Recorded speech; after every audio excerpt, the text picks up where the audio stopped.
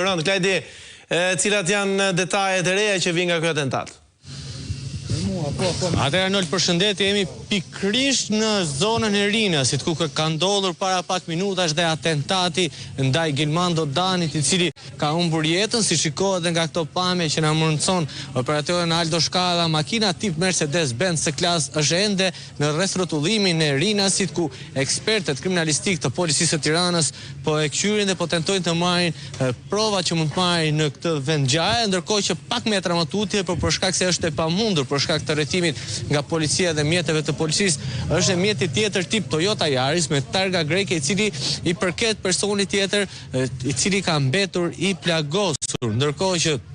siç e thash, Gilmando Dani ka humbur jetën nga të shtënat menjëherë, ndërkohë që personi tjetër, një mbiemër Muça, ende i pa identifikuar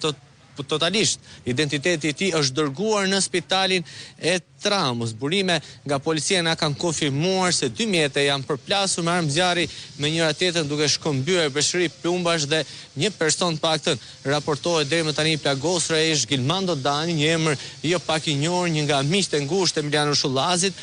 Burime nga policia thonë se mjeti tjetër që ka qelluar me armë zjarri është drejtuar drejt zonës së Fushkrujës. Me sa duket kemi të bëjmë me një atentat mafioz i cili ka ndodhur në një nga zonat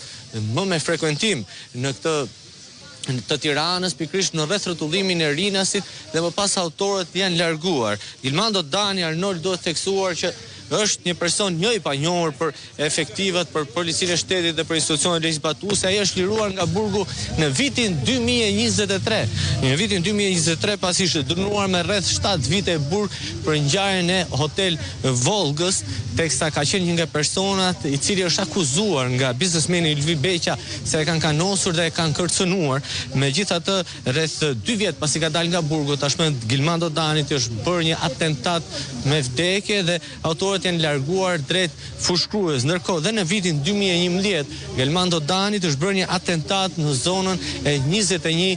dhjetorit, atentat të cilit atkoh i ka shpëtuar, por me sa duket atentati i ditës sotme ka qenë i mirë përgatitur nga autorët, duke bërë që Gilmando Dani të humbi jetën, ndërkohë që një person tjetër të mbet si plagosur. Siç e thash, Arnold, këtu në vendin e ngjarjes ka efektiv të shumë policie, nga pamjet që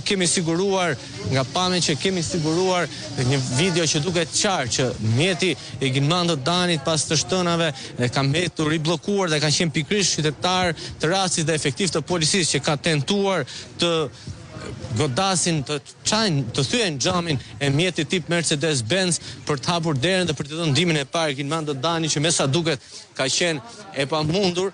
duke qenë se ai ka humbur jetën, ndërkohë që personi tjetër është dërguar në spital. Kemi le të themi gjithë zona Rinasit është e rrethuar nga efektiv të forcave të policisë.